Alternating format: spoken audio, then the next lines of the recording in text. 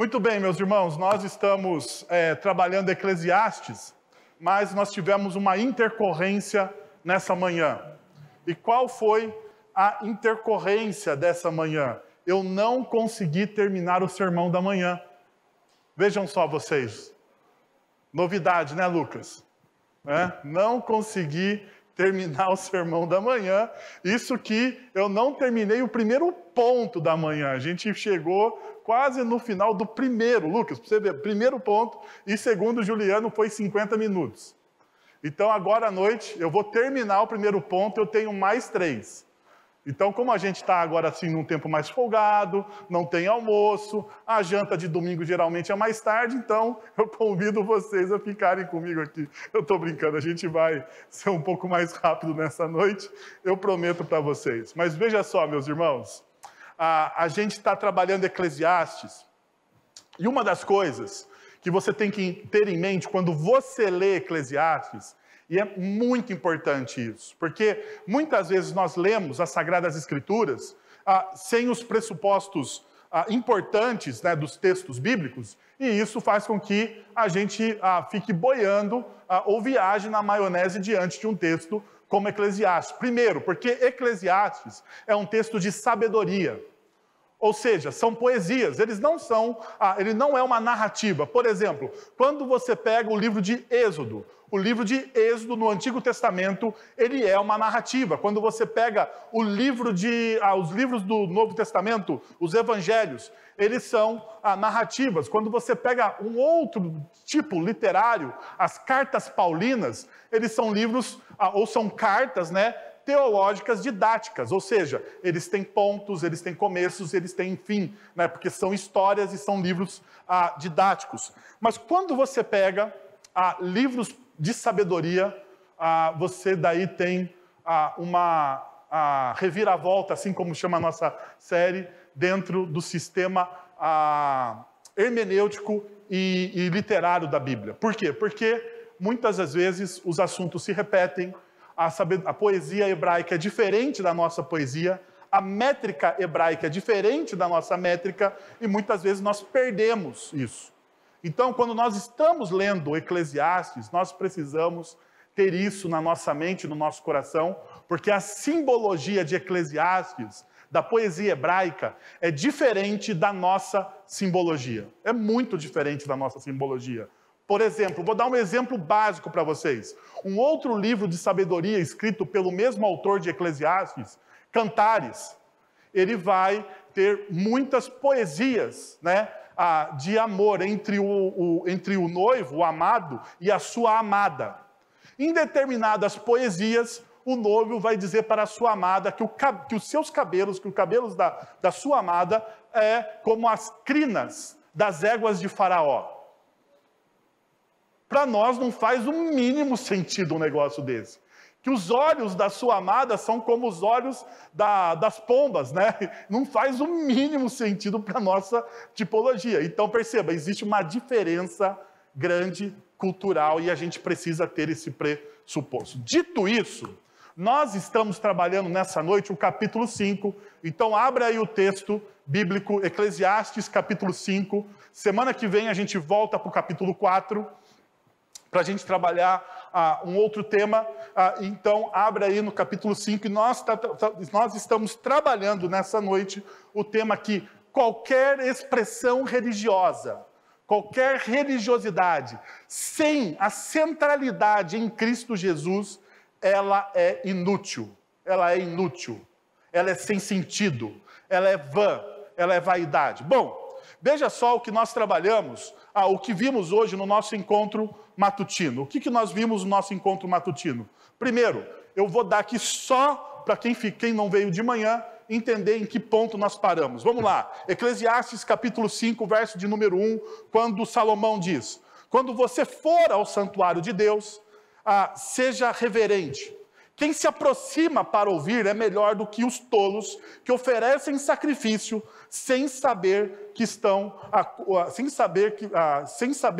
agindo mal. Veja, o texto vai dizer o seguinte: quando você for ao santuário, e a gente parou por aqui e percebemos algumas coisas. Primeiro, precisamos lembrar que a referência da presença de Deus no AT, no Antigo Testamento, passa necessariamente pelo tabernáculo e depois pelo templo.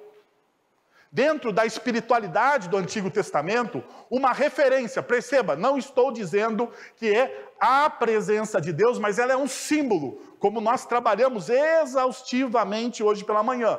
Então vou fazer um convite agora para você. Você pode acessar já as nossas plataformas de podcast, lá no nosso canal no YouTube, e o Sermão da Manhã já está disponível, se você quiser se aprofundar neste tema do santuário e da reverência mais profundamente, porque nós gastamos cerca de 50 minutos falando sobre isso nessa manhã.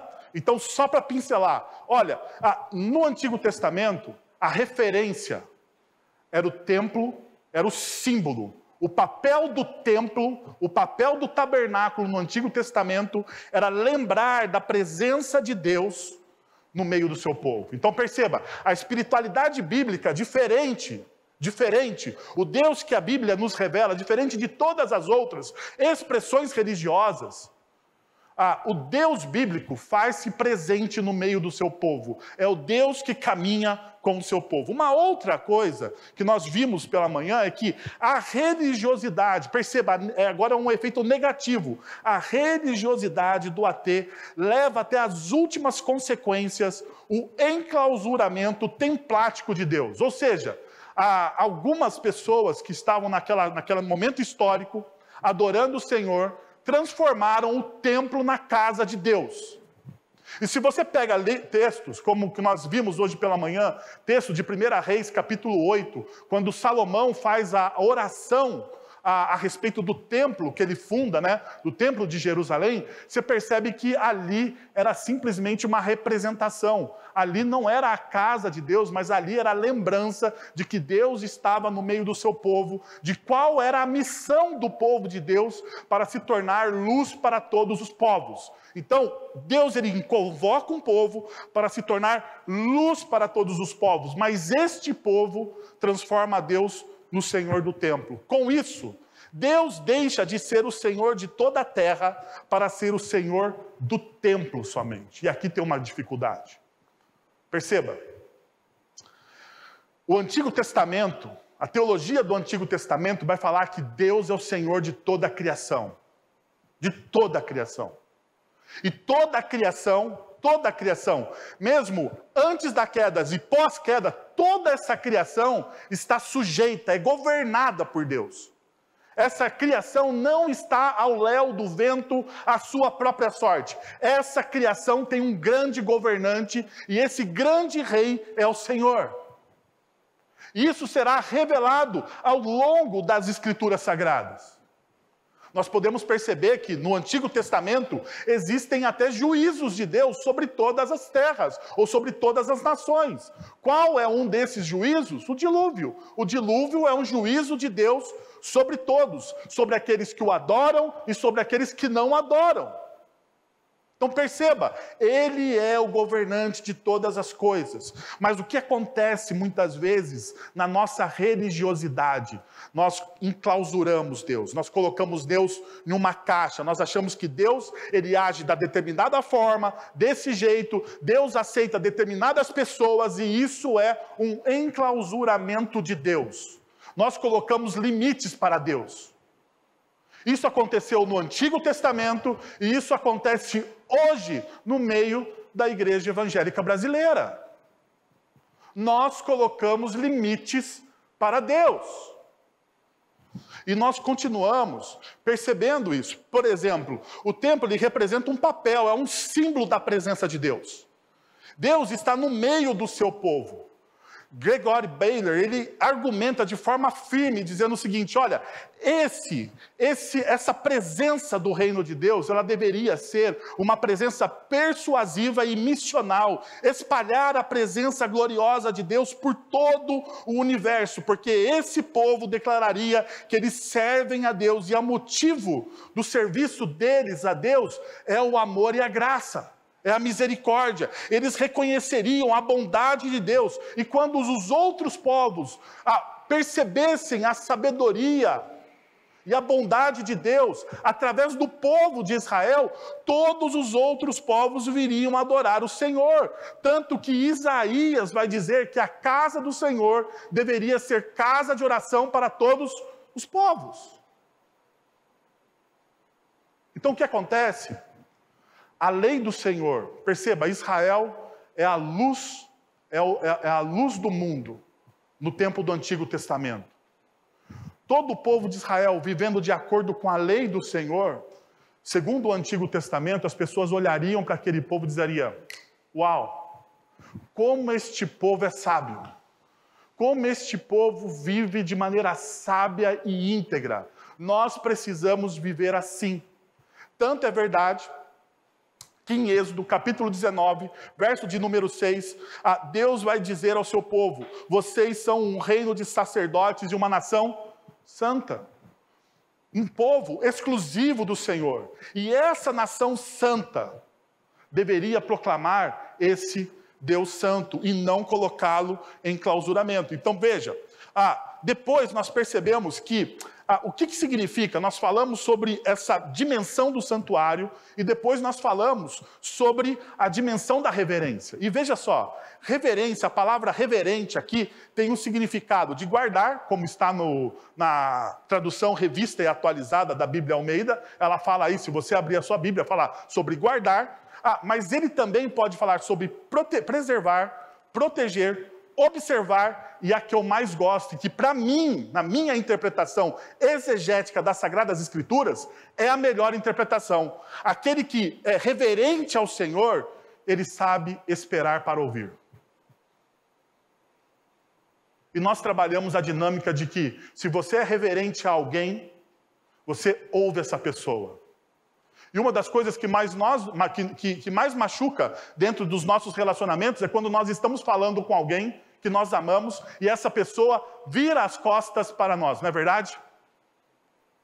O fato de virar as costas é um fato, quando você está falando com alguém, a pessoa vira as costas, deixa você falando sozinho e não dá a mínima para você. Nós percebemos hoje pela manhã que isso é um insulto tão grande que te leva à ira. Agora imagine o seguinte: o Deus criador de todas as coisas, o Deus criador de todo o universo está falando com o seu povo, e o seu povo, ao invés de ouvi-lo, faz o quê? Vira as costas para ele.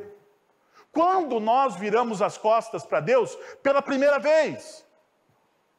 Gênesis capítulo 3. Gênesis capítulo 3, ele fala diretamente a Adão e Eva: olha, tudo aqui no jardim, tudo aqui que eu criei para vocês, toda a criação está submissa a vocês. Vocês podem governar sobre todas as coisas, vocês podem experimentar todas as árvores do jardim, mas a árvore do conhecimento do bem e do mal, a árvore que está no meio do jardim, essa você não pode experimentar. Pergunta: Deus foi claro? Pergunta: Adão e Eva, nossos primeiros pais, foram reverentes a Deus? Não. Eles viraram as costas e não ouviram. Eles ouviram o inimigo das nossas almas e o seu próprio desejo de se tornar como Deus. Percebeu então a dinâmica? O fato de você ser reverente é o fato de quando você para e ouve, e nós caminhamos para o texto e nós percebemos então que dentro da poesia hebraica existem conselhos, que são as afirmações positivas, e existem também as afirmações negativas, que são advertências. E nós começamos a nossa reflexão hoje pela manhã falando sobre o quê? Sobre as consequências, ou sobre as advertências das declarações negativas. E veja só o que diz o verso de número 1, a última parte do verso de número 1, que deve estar projetada, diz o seguinte: os tolos que oferecem sacrifícios sem saber que estão agindo mal. Os tolos, eles oferecem sacrifício sem saber que estão agindo mal. Os tolos acreditam que o sacrifício cancelará automaticamente os pecados cometidos sem passar pelo processo de arrependimento. E o que isso significa? Meus queridos irmãos e irmãs, no Antigo Testamento haviam várias leis para vários pecados que a humanidade cometia. E se você fosse parte do povo de Deus e fosse adorar ao Senhor em algum momento do seu ano, da sua existência, você precisaria expiar esses pecados. E para expiar esses pecados, ou seja, para ter esses pecados perdoados, porque a expiação é isso, para ter os seus pecados perdoados, você precisaria o quê? Levar um sacrifício. Qual que é o problema do tolo? O tolo acha que o sacrifício expia o pecado. Que o sacrifício, somente o sacrifício, que um ritual expia o pecado, que um ritual faz o pecado ser perdoado. E daí nós vamos perceber os profetas. Por exemplo, existe um profeta que vai dizer o seguinte: olha, será que o Senhor se agrada dos sacrifícios ou o Senhor se agrada de um coração contrido e quebrantado? E ali existe uma advertência profética para com o povo. Deus, ele está exigindo do povo não o sacrifício, porque o sacrifício é um símbolo do quê? Do arrependimento. Sem arrependimento não existe transformação. Agora, o que o tolo faz? O tolo confia mais no ritual do que na graça. E muitas vezes nós somos assim. Nós confiamos muito mais no ritual do que na graça. Nós confiamos muito mais no vir domingo após domingo na igreja e achar que isso transforma o nosso coração se nós não passamos por uma experiência de arrependimento. Então nós olhamos para Romanos capítulo 12, versos 1 e 2, que são os textos bíblicos mais conhecidos da nossa teologia popular. Quando diz o seguinte: portanto, irmãos, rogo-lhes pelas misericórdias de Deus que ofereçam em sacrifício vivo, santo e agradável a Deus. E este é o culto racional de vocês. Não se amoldem ao padrão deste mundo, mas transformem-se pela renovação da sua mente, para que sejam capazes de experimentar e comprovar a boa, agradável e perfeita vontade de Deus. Agora veja, o Eugene Peterson, e deve ser essa tradução que está sendo projetada para vocês, ele traduz o versículo de número 2 de maneira muito diferente. O Eugene Peterson é um teólogo, um pastor teólogo, que traduziu a Bíblia toda. Ele foi de Gênesis a Apocalipse, traduzindo as Sagradas Escrituras, para ensinar as Sagradas Escrituras para a sua comunidade nos Estados Unidos. E o Peterson, ele faz a seguinte tradução de Romanos capítulo 12, verso de número 2. Não se ajustem à sua cultura, a ponto de não poderem pensar mais. Ou seja, quanto mais próximo da sua cultura, mais cativo dela você fica e menos livre você está. Em vez disso, concentre a atenção de vocês aonde? Em Deus. Ouça ao Senhor. Perceba? Reverência. Você concentra a sua atenção em quem? Você concentra a sua atenção em Deus. Vocês serão mudados de dentro para fora. Descubram o que Ele quer de vocês e tratem de atendê-lo. Arrependimento. Transformação de dentro para fora. Transformação de dentro para fora é arrependimento.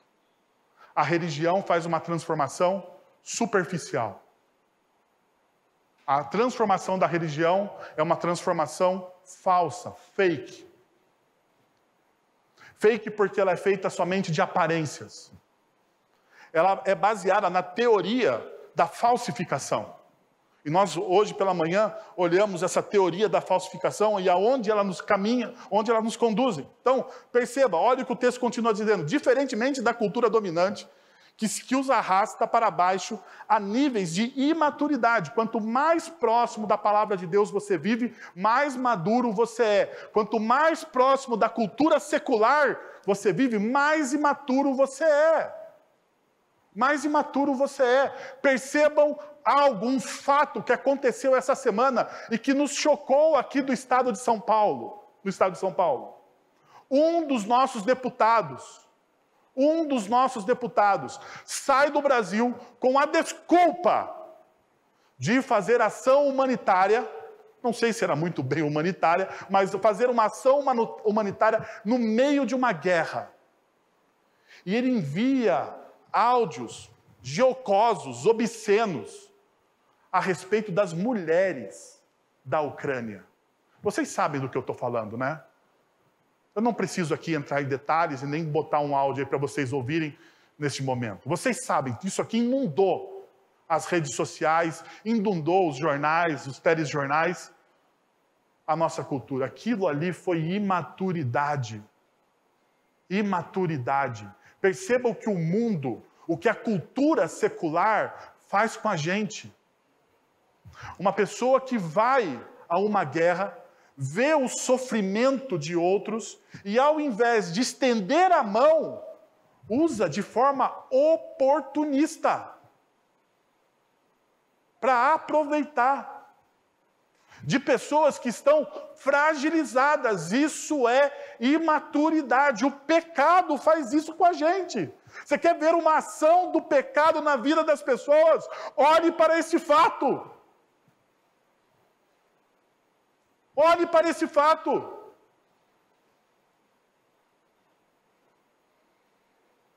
Quanto mais próximo da nossa cultura, mais imaturo você fica. Quanto mais próximo da palavra de Deus, mais liberdade de pensamento você tem. Qual é a sua escolha? Bom, agora nós vamos olhar a afirmação positiva. Por quê? Porque o nosso primeiro ponto era esse. Discípulos fakes são manipuladores. Discípulo fake, eles são manipuladores. Veja o que o texto bíblico diz na afirmação positiva. Quem se aproxima para ouvir é melhor.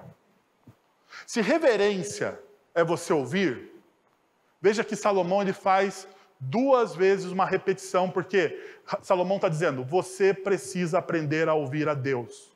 Você precisa aprender a ouvir ao Senhor. Então veja só, a ideia de ouvir como resultado de você obedecer ao que Deus diz. Então você ouve e você coloca em prática.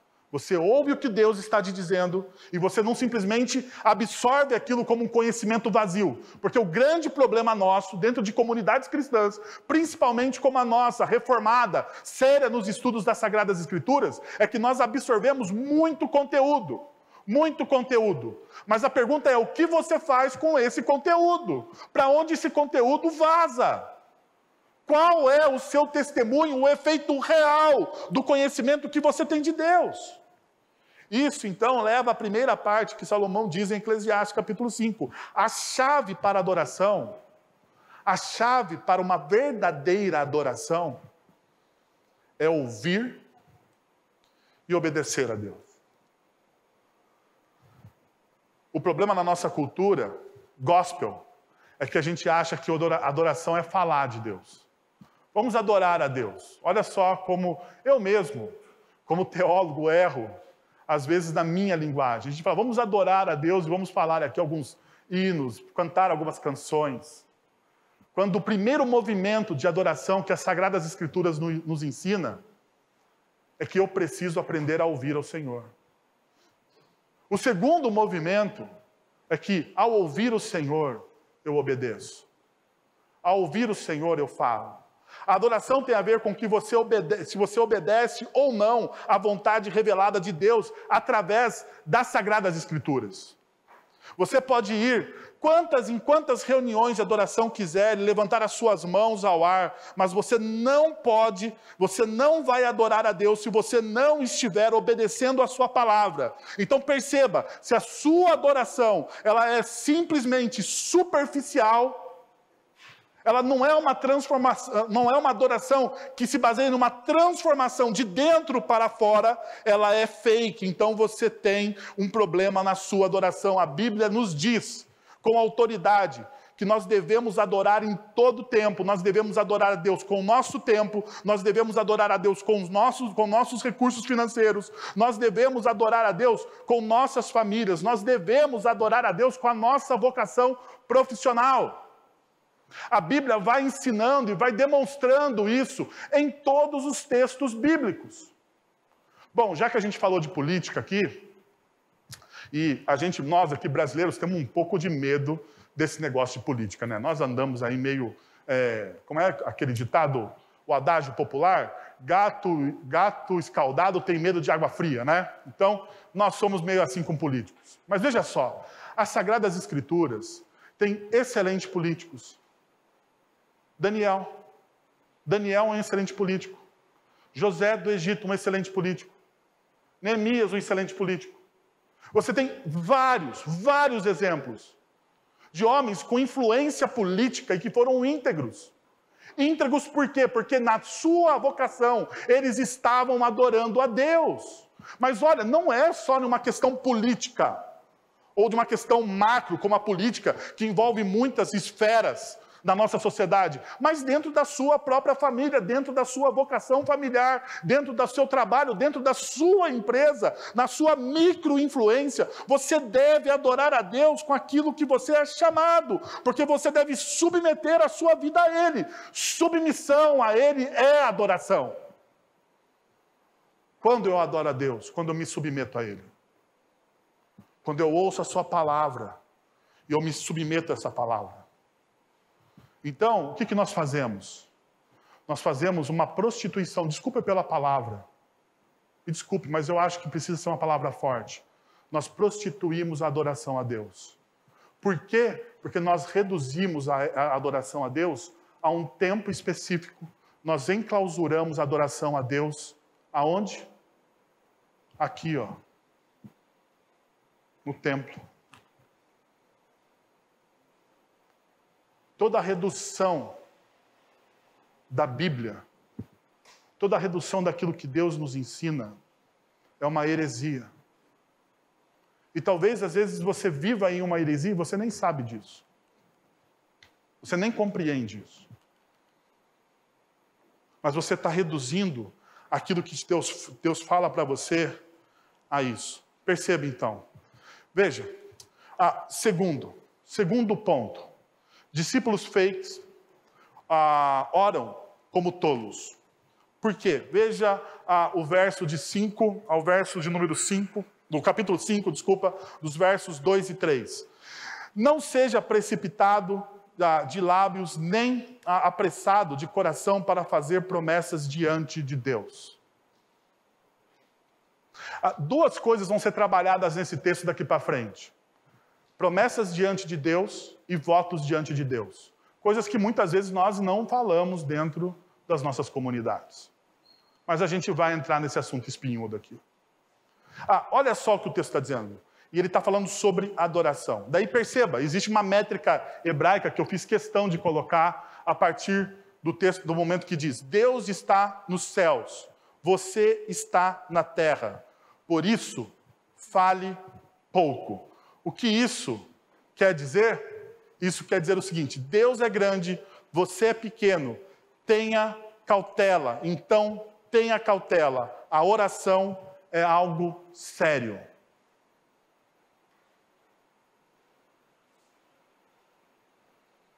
Ao mesmo tempo que, para mim, a oração é uma das disciplinas, como eu disse hoje pela manhã, uma das disciplinas mais básicas que um cristão precisa ter na sua vida. Porque um cristão que não ora não é, de fato, um discípulo de Cristo Jesus. Se você é um cristão e você não tem uma vida de oração, meu irmão, me desculpe, você precisa reorientar o seu coração, não aquilo que eu estou falando, mas à luz das Sagradas Escrituras. Oração é básico na vida do discípulo. Mas veja, você não faz oração de qualquer jeito. Você não fala com Deus, o Criador dos céus e da terra, de qualquer jeito. Por quê? Porque Salomão está dizendo o seguinte: Deus é grande, você é pequeno. Deus é grande e você é pequeno. Eu sei, isso aqui é contra a nossa cultura, não é verdade? Porque a nossa cultura da teologia do coach diz: Deus é grande e você é maior ainda. Você é maior ainda, porque se Deus é grande, Deus vai fazer da sua vida uma grandeza. E esse discurso a gente adora, né? Faz cócegas nos nossos ouvidos. Mas deixa eu te falar uma coisa.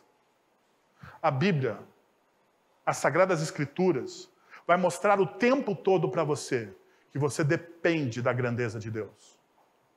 Você depende da soberania de Deus. Então, diante da grandeza de Deus, você entra o quê? Com cautela. Com cautela.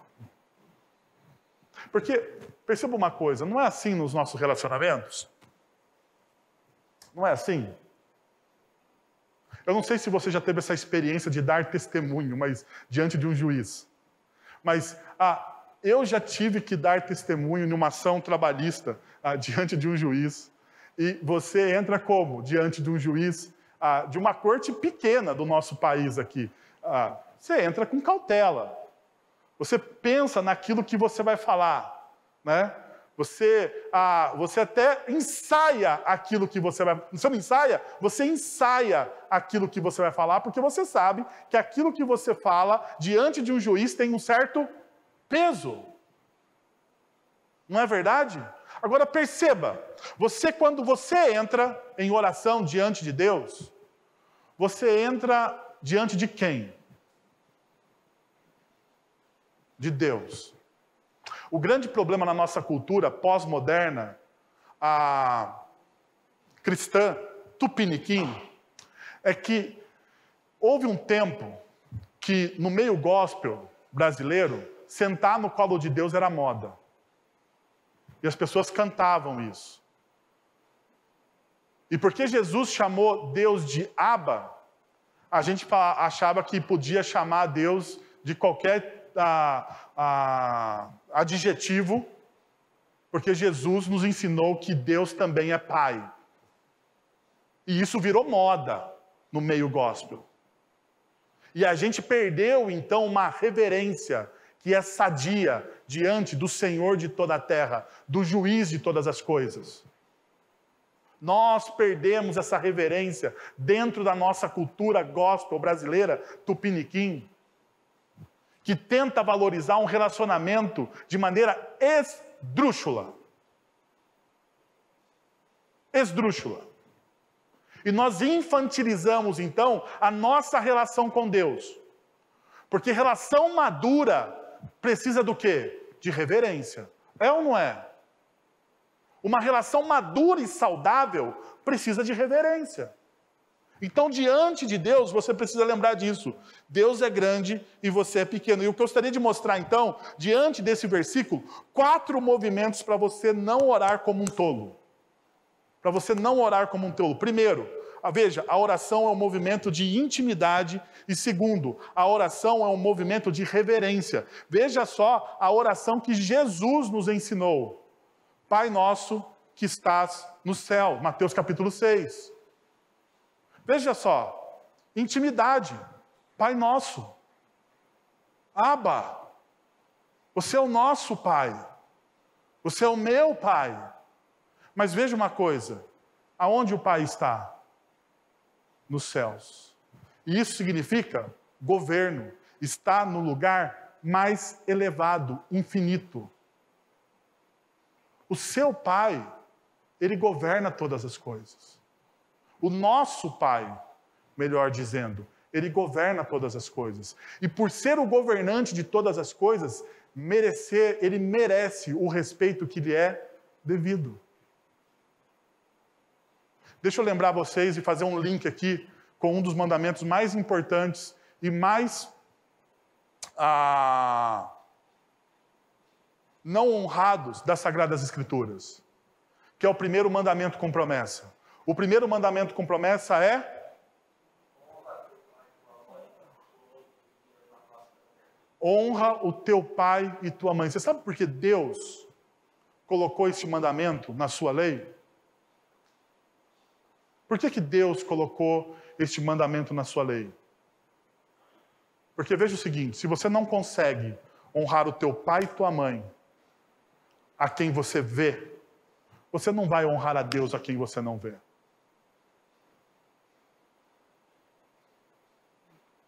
Se você não consegue honrar o seu pai e sua mãe em amor, você não vai conseguir honrar a Deus. Honrar o pai e mãe, então, passa a ser o quê? Um exercício para o nosso coração, para a gente conseguir honrar a Deus.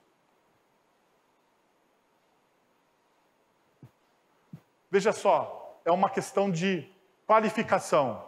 Quando você é fiel nas pequenas coisas, sobre muitas coisas Ele te coloca. Eu sei, você lê esse texto de maneira assim, né? Essa parábola de Jesus da maneira seguinte. Quando eu sou fiel nas pequenas coisas, Deus vai me dar grandes coisas. Mas deixa eu te dizer uma coisa, quanto maior aquilo que Deus te dá, mais responsabilidade você tem. Então eu traduzo aquela parábola da seguinte forma. Se foste fiel nos pequenos problemas, fica tranquilo, mais problemas, você vai ter maiores problemas, porque Deus vai abençoar a sua vida para que você consiga resolver grandes coisas. Poxa, eu não ouvi nenhum amém, nenhum glória a Deus, só porque eu falei que Deus vai colocar você sobre muito problema, para você resolver esses problemas, Ele vai te capacitar, e você não deu nenhum glória a Deus para mim. Está vendo, meus irmãos? Nós somos realmente presbiterianos. Veja só o que o texto diz no verso de número 3. Das muitas ocupações brotam sonhos, do muito falar nasce a prosa vã do tolo. O que Salomão está dizendo aqui? Trabalhar demais prejudica o sono. Falar demais identifica você como um insensato. Trabalhar demais, olha, prejudica o seu sono. Você não consegue descansar.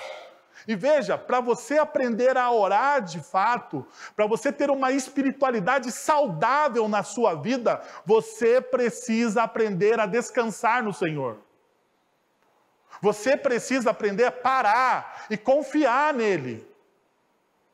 Do mesmo modo, você precisa saber falar e ficar quieto. E é o que o texto está nos ensinando. Então perceba, tem mais duas coisas que eu gostaria de mostrar para vocês, de que para você orar e não parecer um tolo. A oração é um movimento maduro de ousadia. Eu já vou explicar para vocês, vou dar o exemplo. E o segundo, a oração é um movimento de entrega não manipulável. Você se entrega e não manipula. Olha o texto que eu vou chamar para vocês aqui, é o texto que Jesus ensina os seus discípulos a orar. Mateus capítulo 6. A gente não gosta muito dessa parte, da parte de oração do Sermão do Monte, né? O versículo, capítulo 6, o verso 7. Diz o seguinte, olha só, o verso 7 e o verso 8. E quando orarem, não fiquem sempre repetindo as mesmas coisas, como fazem quem? Os pagãos, incrédulos, ok? Incrédulos, como fazem os incrédulos. Eles pensam que por muito falarem, serão o quê? Ouvidos. Não sejam iguais a eles, porque o seu Pai sabe do que você precisa, antes mesmo de o pedirem. Então veja só, primeiro movimento. Quando orarem, mesmo antes de o pedirem, a ousadia madura consiste em expressar os seus pedidos tendo a consciência da soberana graça de Deus, da soberania graciosa de Deus. Você precisa entender o seguinte, que você pode pedir a Deus qualquer coisa. Qualquer coisa. E o texto bíblico aqui para nós está dizendo assim, você pode chegar diante de Deus e rasgar o seu coração, abrir o seu coração e falar, Deus, eu preciso disso, eu quero isso. Você pode fazer isso porque nosso Deus é um Pai amoroso em Cristo Jesus para nós. No entanto, lembre-se de uma coisa, Ele é soberano. Então você tem uma ousadia madura, você sabe que você pode falar com Ele e pedir qualquer coisa.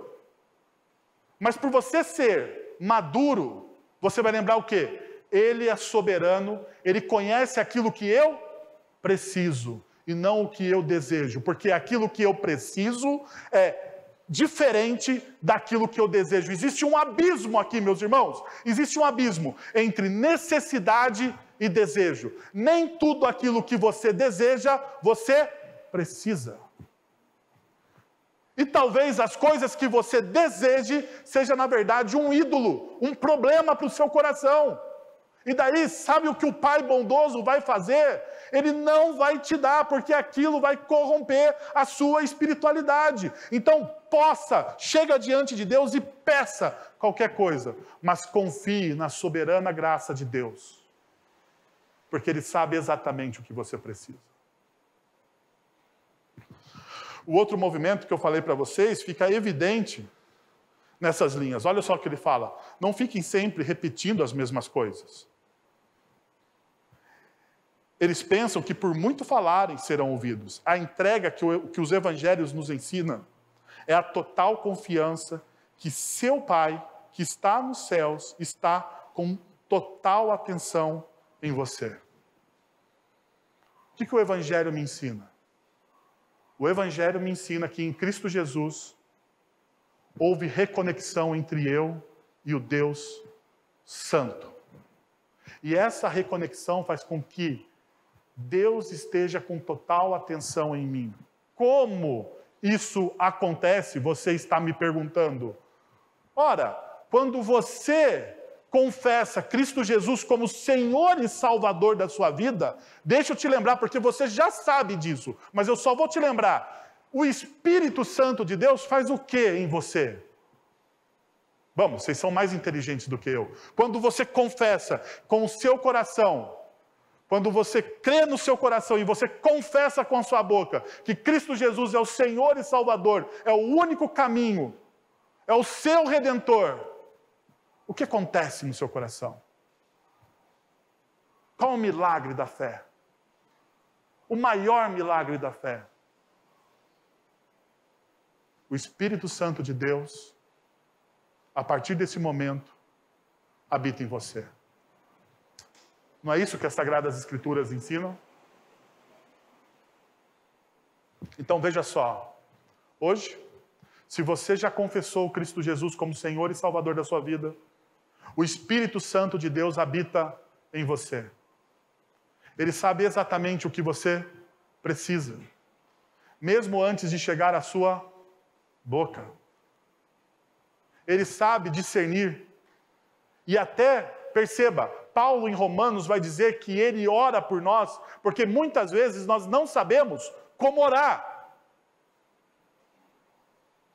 Por quê? Porque o Espírito Santo de Deus está com atenção em você. O próprio Deus. Porque o Espírito Santo de Deus, como nós reformados cremos, faz parte da belíssima doutrina da Trindade. O Espírito Santo de Deus é o Deus Trino em você. Significa que Deus, então, está com atenção total em quem? Em você. Conhecendo todas as suas necessidades. Então você, veja, você não precisa orar como um tolo. Caminhe comigo aqui. Discípulos fakes falam como tolos. Eles não só oram, mas eles também falam como tolos. E veja o que o texto vai dizer nos versos 4 a 6. Quando você fizer um voto, agora eu gostaria de muita atenção aqui. Quando você fizer um voto, cumpra-o sem demora, pois os tolos desagradam a Deus. Cumpra o seu voto. É melhor não fazer voto do que fazer e não cumprir. Não permita que a sua boca o faça pecar. E não diga ao mensageiro de Deus: o meu voto foi um engano. Deixa eu parar aqui só. Por que Salomão diz isso? Porque as pessoas no Antigo Testamento faziam seus votos. E o mensageiro de Deus aqui é o sacerdote. Quando as pessoas do Antigo Testamento não cumpriam seus votos, o sacerdote ia à casa da pessoa e dizia o seguinte: ô meu irmão, você não cumpriu o seu voto. Por favor, cumpra o voto, né? Faz o que você pediu para Deus. E dava uma admoestação. Então, só para você entender que isso acontecia dentro do Antigo Testamento. Daí o texto continua. Porque irritar a Deus com o que você diz. Agora veja, irritar a Deus com aquilo que você diz e deixá-lo destruir o que você realizou. Por que irritar a Deus com o que você diz e deixá-lo destruir o que você realizou? E termina aqui com uma advertência forte o texto. Perceba, ele termina aqui de maneira o quê? Negativa. Negativa. A pergunta, então, é: o que é um voto? A gente precisa responder isso não ao meu achismo, e nem diante do seu achismo, mas à luz das Sagradas Escrituras. Vem comigo, então. Veja só, o voto foi feito para que Deus pudesse responder um pedido específico ao seu povo. Por exemplo, Deuteronômio capítulo 12, verso de número 11. Então, para o lugar que o Senhor, o seu Deus, escolher como habitação do seu nome, vocês levarão tudo o que lhes ordenar, holocaustos e sacrifícios, dízimos e dádivas especiais, e tudo o que tiverem prometido em voto ao Senhor. Continuando, Deuteronômio capítulo 23, versos 21 e 23. Se um de vocês fizer um voto ao Senhor, o seu Deus, não demore a cumpri-lo, pois o Senhor, o seu Deus, certamente lhe pedirá contas, e você será culpado do pecado de não cumprir. Mas se você não fizer o voto, de nada será culpado. Faça tudo para cumprir o que os seus lábios prometeram, pois com a sua própria boca você fez, espontaneamente, o seu voto ao Senhor, o seu Deus. O voto é um compromisso que você faz diante de Deus. Perceberam? O voto é um compromisso que você faz diante de Deus. Deixa eu parar aqui então. Casamento é um voto que você faz diante de quem? Diante de quem? De Deus. Ok? Então, por que casamento para nós, ele não é um sacramento, mas ele é sagrado? Por quê? Porque foi diante de Deus. Eu reuni a comunidade em um culto, diante do altar, diante de um salão de festa, mas eu reuni os meus amigos, chamei um sacerdote religioso e falei, diante de Deus eu vou ser fiel a essa mulher. Diante de Deus eu vou ser fiel ao meu marido. Então, diante de Deus eu estou fazendo esse voto num culto de ação de graças. Porque nós não, pastores não abençoam absolutamente nada. O fato é que você, diante de Deus, fez um voto com aquela pessoa. E você precisa, então, honrar esse voto. Vamos lá. Diante de Deus, você vem aqui numa comunidade como a nossa e faz o que nós fizemos hoje pela manhã, profissão de fé. E você está fazendo aqueles votos diante de quem? De Deus. Então, diante de Deus, você faz o voto de que você vai se engajar na missão com essa comunidade. Olha que beleza! E se você não se engajar na missão, você não fez esse voto comigo, meu irmão. Você não fez esse voto comigo. Você fez esse voto com quem? Com Deus. Diante dessa comunidade, você veio e falou, vou professar minha fé. E eu vou sustentar essa comunidade com os meus dízimos e com as minhas ofertas. E você fez esse voto diante de quem? Nós estamos mais presbiterianos que o normal nessa noite aqui. Mas eu gostaria de lembrar vocês. Você fez esse voto diante de quem? De Deus. Você fez um voto diante de Deus que você seria submisso às Escrituras Sagradas. Não é isso? Submisso às Escrituras. Você não fez esse voto diante de mim. Você fez esse voto diante de Deus. E você precisa ficar fiel a este voto. Daí você vem e traz os seus filhos para o batismo. E você faz esse voto diante de quem? De Deus. Que você vai trazer essas crianças todos os dias, para quê? Para que eles aprendam as Sagradas Escrituras nessa comunidade. Que você, na sua casa, vai testemunhar para ela daquilo que Deus tem feito na sua vida. Que você vai ensiná-la no caminho em qual ela deve andar. Não são votos que nós fazemos diante de Deus? A pergunta então aqui é, você os cumpre?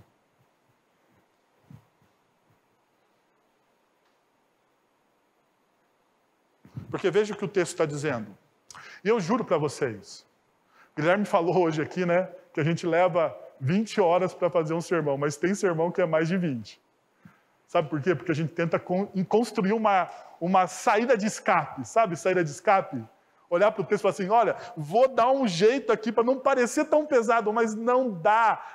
Eu tentei construir algo que não parecesse tão pesado, mas não dá. Está aqui, é do jeito que está e não tem como mudar. E eu fiz um voto diante de Deus, pregar com o jeito que está. Veja só, alguns exemplos práticos, então. Números capítulo 21, versos 2 e 3. Então Israel fez esse voto ao Senhor. Se entregar este povo em nossas mãos, destruiremos totalmente as suas cidades. O Senhor ouviu o pedido de Israel e lhes entregou os cananeus. Israel os destruiu completamente, eles e suas cidades, de modo que o lugar foi chamado Horma. Então, Israel cumpre um voto. Mas deixa eu falar de um voto que eu amo a história. Amo e também eu sei que você ama. A história de Ana, Eucana e Penina. Samuel. Olha o que... Penina e Ana eram mulheres de Eucana. E Penina fazia bullying com Ana. Porque Ana era estéril. Ana não podia ter filhos. Então o que Penina fazia? Bullying. Mas não pense você que era assim, você não pode ter filhos, lá. Não era. Era um bullying sério. Qual tipo? A mulher, naquela época do Antigo Testamento, que não podia ter filhos, era considerada amaldiçoada por Deus. É pesado o negócio. Então, um dia, Ana vai ao santuário e ora de maneira desesperada. Desesperada.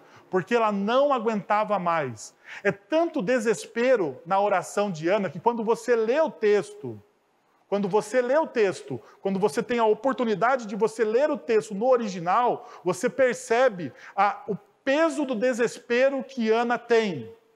Porque o profeta não consegue entender o que Ana está orando e pensa que ela está o quê? Bêbada. Por que ele pensa que ela está bêbada? Porque ela está tropeçando nas palavras e soluçando e chorando ao mesmo tempo. Tamanho era o desespero daquela mulher. Então ela faz o seguinte voto. E fez um voto dizendo: ó Senhor dos exércitos, ó Senhor dos exércitos, se tu deres atenção à humilhação da tua serva, te lembrares de mim e não te esqueceres da tua serva, mas lhes deres um filho, então eu o dedicarei ao Senhor por todos os dias da sua vida, e o seu cabelo e a sua barba nunca serão cortados. Deixa eu falar para vocês. Ana conseguiu o que ela queria. Deus abençoou. E ela então ficou grávida e ela teve o seu filho. E o seu filho vai ser o Samuel. Deixa eu te perguntar. Se você ora por algo que você quer muito, muito, algo que cria um verdadeiro desespero no seu coração, você tem coragem de devolver isso a Deus?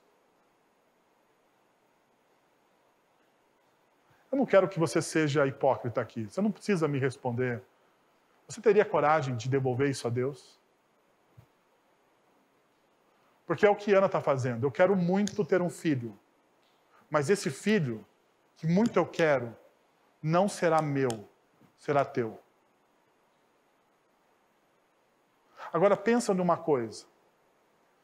Talvez você chegue diante de Deus e peça desesperadamente algo como Ana pediu. Sabe qual que é a diferença sua para Ana? É que o que você pede é só para você e não é para Deus. Então você não vai ser atendido. E o texto bíblico vai dizer o seguinte, verso 24 do capítulo de número 1. Depois de desmamá-lo, levou o menino, ainda pequeno, um garoto desmamado, pequeno. Pequeno. Alguns estudiosos vão dizer que, no máximo, de 3 a 6 anos, o menino tinha. desmamado, pequeno.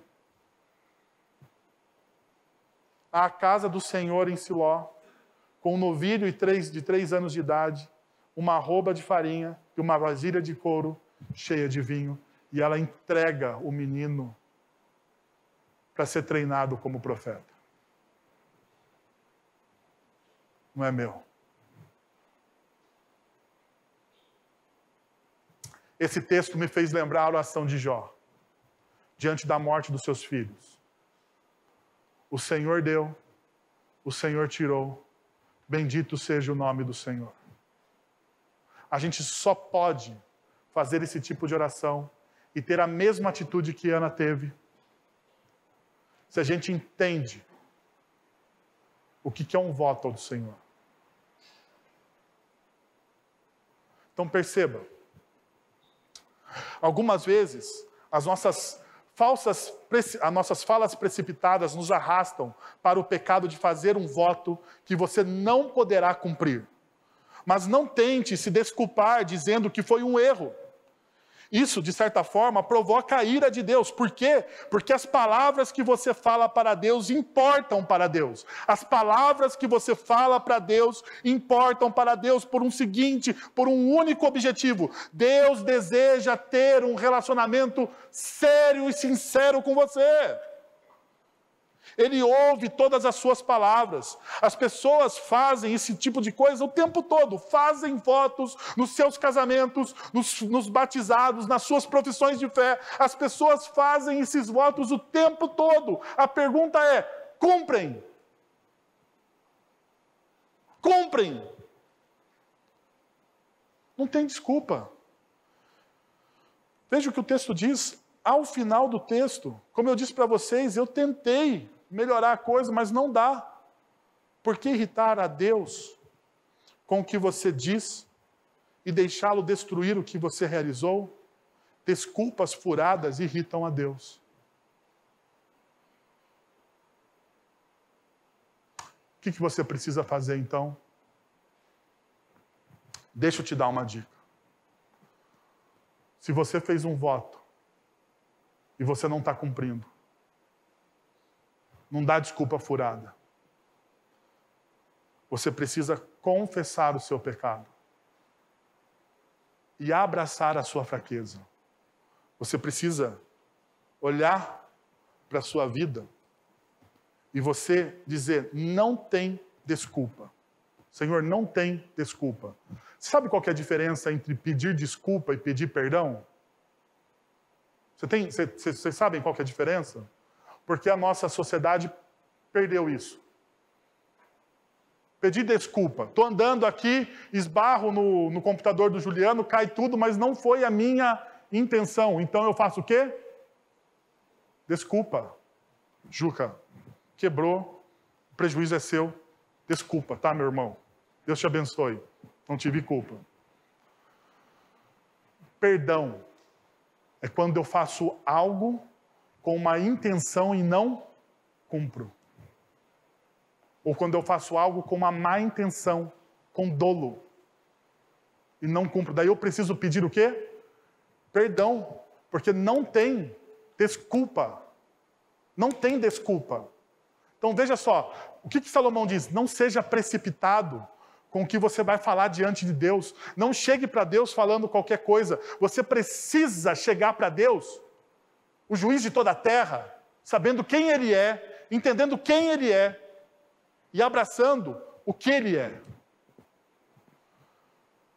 Por último, discípulos cultivam um coração reverente. E o versículo de número 7. Em meio a tantos sonhos absurdos e conversas inúteis, tenham temor a Deus. O que Salomão está dizendo aqui? Olha só. Vemos aqui a tentativa frustrante, primeira parte do versículo. Em meio a tantos sonhos absurdos e conversas inúteis. Vemos aqui a tentativa frustrante de chantagear a Deus através de promessas vazias, ameaças de abandono, ou mesmo pensamento megalomaníacos de que Deus precisa de você para realizar a obra que Ele estabeleceu em soberania e graça. Nós achamos isso. Olha, nós chegamos diante de Deus e falamos assim, Senhor, se o Senhor não me ajudar, se o Senhor não fizer, olha, eu vou sair daquela igreja. eu vou embora. Porque afinal de contas, o Senhor, aquela igreja, aquela comunidade, precisa de mim. Da onde você tirou isso? Da onde você tirou isso? As pessoas acham que eu brinco, mas eu falo com teologia comprovada. Eu quero ser o pastor desnecessário. Porque eu sei qual é o meu lugar.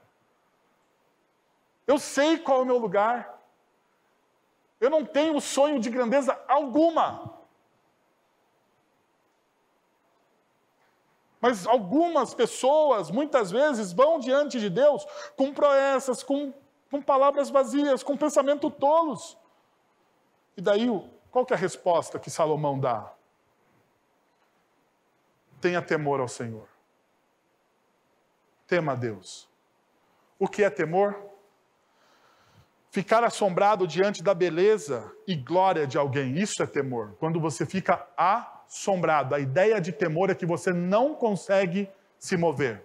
Se você fosse pegar a etimologia da palavra, você ia ver essa etimologia. Você fica tão assombrado diante da glória, da beleza daquela pessoa ou de alguém que você não consegue se mover. Então, eu tenho 3 pontos que são importantes. Primeiro, diante desse temor, dessa beleza e dessa glória, isso cria relevância para mim. Importância, valor. Diante da beleza e da grandeza de Deus, isso é relevante. Diante da beleza e da grandeza de Deus, isso é significativo. Por quê? Porque molda a minha vocação, as minhas ações, a minha missão. Diante da beleza e da grandeza de Deus, eu percebo isso, eu falo, poxa, aquilo que eu preciso fazer. Então, e diante da beleza e da grandeza de Deus, veja, existe deslumbramento, a expectativa e a emoção. Deixa eu ler o último texto para vocês aqui, que faz uma referência a isso. Texto de Hebreus. Nós estamos num tempo de ceia. E veja o que o Hebreus diz. Portanto, meus irmãos, temos plena confiança para entrar no Santo dos Santos pelo sangue de Jesus. Por um novo e vivo caminho que Ele nos abriu por meio do véu, isso é, do seu corpo. Temos, pois, um grande sacerdote sobre a casa de Deus. Sendo assim, aproximemo-nos de Deus com um coração sincero e de plena convicção e fé. E aqui você vê a reverência. A Deus, você chega diante de Deus com um coração sincero, com plena convicção de fé, tendo os corações aspergidos para nos purificar de nossa consciência culpada, porque não existe desculpa, e tendo os nossos corpos lavados com água pura. E ele continua dizendo, apeguemos-nos com firmeza à esperança que professamos, pois aquele que prometeu é fiel. E consideramos uns aos outros para nos incentivarmos em amor e as boas obras.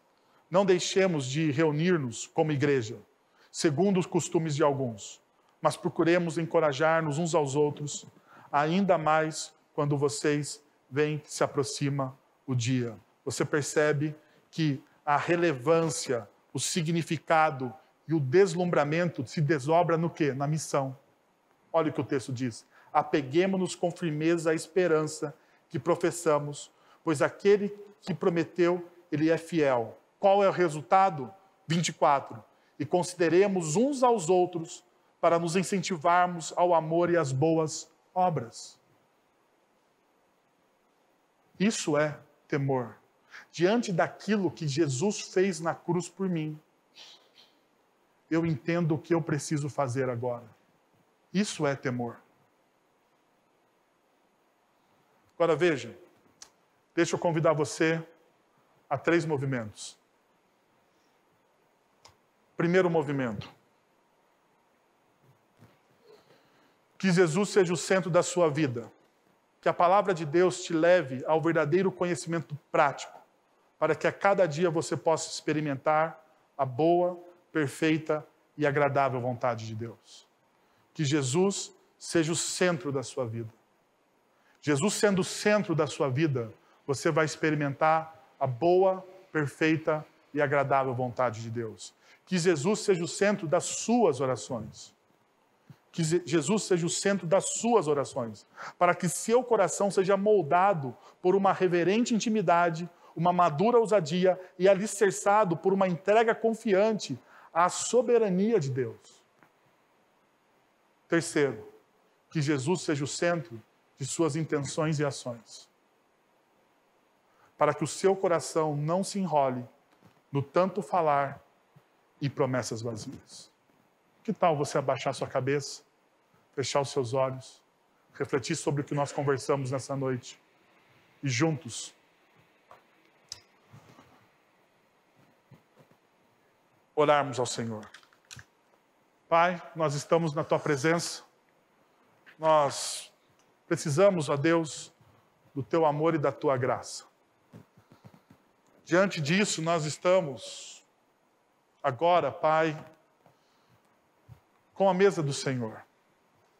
Essa mesa não é a mesa da Igreja Presbiteriana de Sorocaba, muito menos, Deus, uma mesa que exclui pessoas, mas é uma mesa para todos aqueles que são convocados e chamados pelo Senhor. Eu quero te pedir que, em nome do Senhor Jesus, essa palavra faça frutos, ó Deus, no coração de cada um aqui presente.